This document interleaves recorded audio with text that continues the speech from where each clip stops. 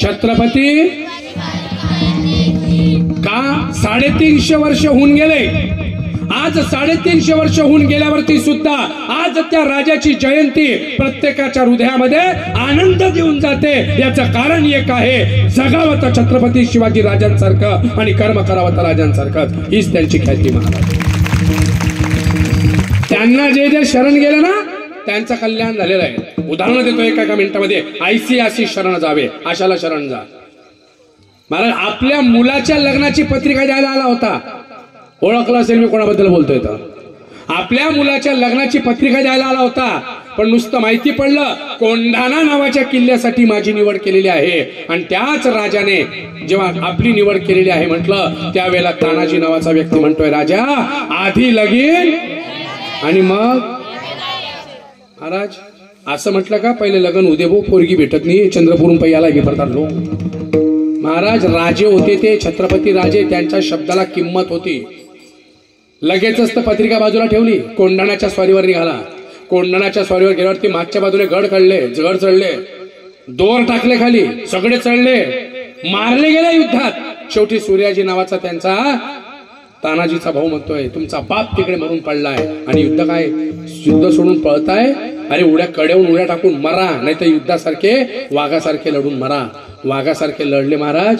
आणि त्या टायमाला नीट ऐकून घ्या, उदयभान नावाच्या राजाचा निपात झाला आणि तो गड जिंकला. माझा राजा रडला, गड आला पण शरण कोणाला गेला होता? ऐशी.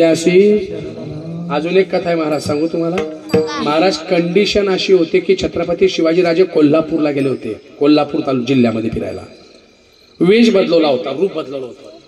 एक इतका भयंकर सुंदर माणूस दिसलाय, हुबेहूब राजांसारखा आहे, हुबेहूब अगदी शिवाजींसारखा दिसायचा.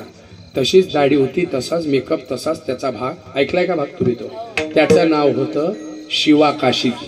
काय नाव होतं त्याचं? महाराज फक्त 3 महिन्याची मैत्री होती हो, 3 महिन्याची मैत्री. पहिल्याच दिवशी राजे जेव्हा त्याला भेटले ना, त्याला सांगितलं, शिवा तू माझ्यासारखा दिसतोस रे. शिवा काशीद म्हटले, राजे कुठे लहान तोंडी मोठा घास घेता आहेत. आम्ही शेवटी पायाची धूळ पायी भरी, तुम्ही राजे आहात, आमच्या लायक सेवा सांगा. महाराज त्याचं राहणीमान बदलवलं. त्याचं खाणं पिणं सगळं अगदी सिस्टमॅटिक, राजांसारखे कपडे कुपडे. कोणी म्हणणार नाही की राजा नाही हा. त्या टायमाला बरं, त्यावेळेची गोष्ट 350 वर्षापूर्वीची आजच्या. अशी तयारी केली महाराज त्याची, अगदी कोणी म्हणणार नाही. आणि ज्या वेळेला पन्हागडाला वेढा घातला महाराज, नीट ऐकून घ्या. पन्हागडाला जेव्हा वेढा घालण्यात आलेला आहे, सिद्धी जोहर नावाच्या माणसाने वेढा घातला होता. राजांना वाटलं आता आपलं सुटणं शक्य नाही. 3 महिन्याची मैत्री होती महाराज, 3 ते 3.5-4 महिन्याची मैत्री होती. ज्या वेळेला त्यांनी लगेच निरोप पाठवला आणि सांगितलं, बघ हे शिवबा काशीद, तुला कदाचित शिवाजी म्हणून पकडला गेला पाहिजे तू. म्हणजे सगळ्यांना वाटेल की शिवाजी पकडलाय, मग ते सगळे बेसावध होतील, मग ते तुझ्यावर लक्ष केंद्रित करतील, मग आपल्या भाषेत फोकस करतील आणि मी लगेच पन्हागडाहून सुटका करून घेईन. महाराज शिवबा काशीद एका म्हणण्यावर तयार झाला. पण राजांनी त्याला पुढे सांगितलं, ऐक शिवबा, मी तुला छत्रपती शिवाजी राजे म्हणून पकडण्यासाठी सांगतोय. तू पकडला जाशील, पण कदाचित पकडला गेल्यानंतर, ऐकून घ्या, कदाचित पकडला गेल्यानंतर तुला मरण सुद्धा देतील ते, फाशीची शिक्षा किंवा मारतील, तुला देहांत देतील. काय करशील तू? शिवबा काशीने हसत हसत उत्तर दिलं, राजे मी शिवा काशीद म्हणून जन्माला आलाय, पण जगातला मी असा पहिला भाग्यवान असेल जो जन्माला आला शिवा काशीद म्हणून, पण मरताना छत्रपती शिवाजी राजा म्हणून मरतोय. माझ्यासारखा भाग्यवान जगामध्ये कोणी नसेल. महाराज मरण दिसतंय समोर, तरी खालीमान घालून नाही घातलेली, ताटमानाने गेलेले महाराज. आणि ज्या वेळेला पकडले गेले ना, फाजल खान नावाच्या माणसाला सापडलाय. सिद्धी जोहरला सापडला होता. सिद्धी जोहर म्हणतो म्हणजे शिवाजी को पकडली आहे. अफजल खानाचा पोरगा होता फाजल खान, आणि त्या अफजल खानाचा कोथळा शिवाजीराजांनी बाहेर काढला होता. आणि त्या टायमाला फाजल खानाला पाहिलेलं होतं. आणि फाजल खान म्हणतो, ये शिवाजी नहीं है, ये शिवाजी नहीं है, मैंने शिवाजी को अपनी आंखों से देखा है. का? शिवाजींची नजर म्हणजे वाघासारखी होती महाराज, वाघांसारखी नजर. काय सांगू तुम्हाला, नुसती छत्रपतींसारखी दाढी ठेवली, छत्रपती म्हणजे सारखा चंद्रच्या चिकोर लावला म्हणजे आपण छत्रपती होणार नाही. अहो मी सांगतो ना, दाढी ठेवण्यापेक्षा आणि चकोर आपल्या कपाळी चकोर लावण्यापेक्षा छत्रपतींचे विचार तुमच्या हृदयात ठेवा. तुम्ही शिवाजीचे मावळे झाल्याशिवाय राहणार नाही आणि मग शिवराज्य आल्याशिवाय राहणार. शिवराज्य आणायचंय तर हे करा. मी कशा करता सांगतो, राजे महान आहेत, राजांसारखा व्यक्ती नाहीये. किती महान आहे महाराज. 350 वर्ष होऊन गेले, आजही त्यांचं नाव येत आहे.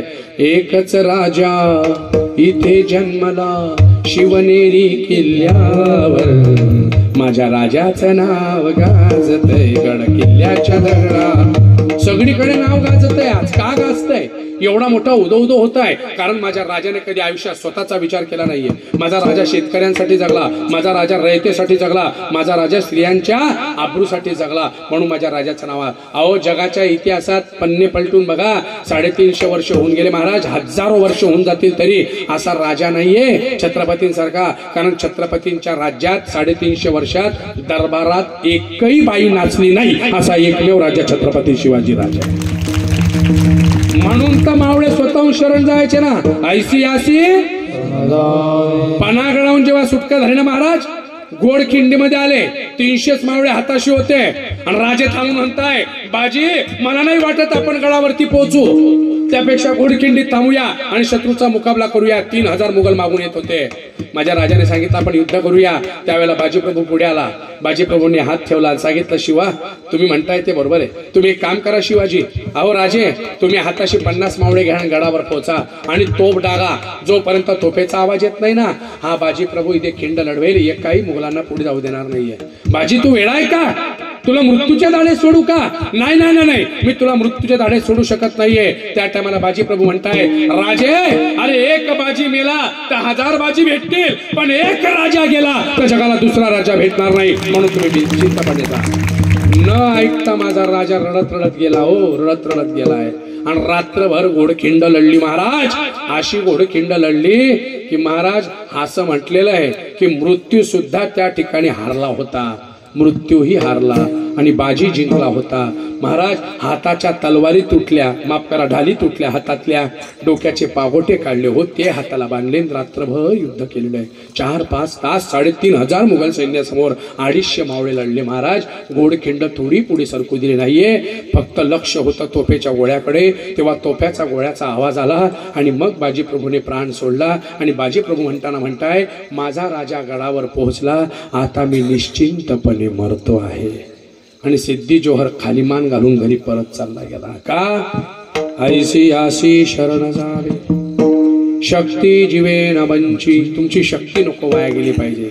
अजून दृष्टांत आहे, इतिहास सांगितला, भागवत सांगितलं, रामायण सांगितलं, शिवपुराण सांगितलं. अजून एकच दृष्टांत सांगतो आणि सेवा पूर्णत्वाकडे नेतो. 10:20 झालेले आहे. सगळ्यांनी मोठ्या प्रेमाने एकदा हाताने टाळी मुखाने चिंतन करा.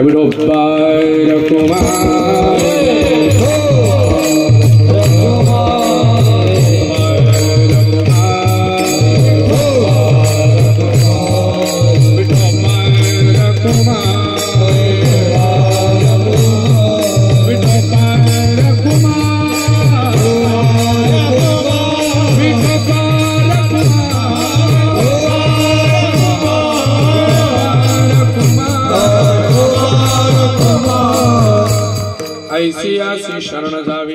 महाराज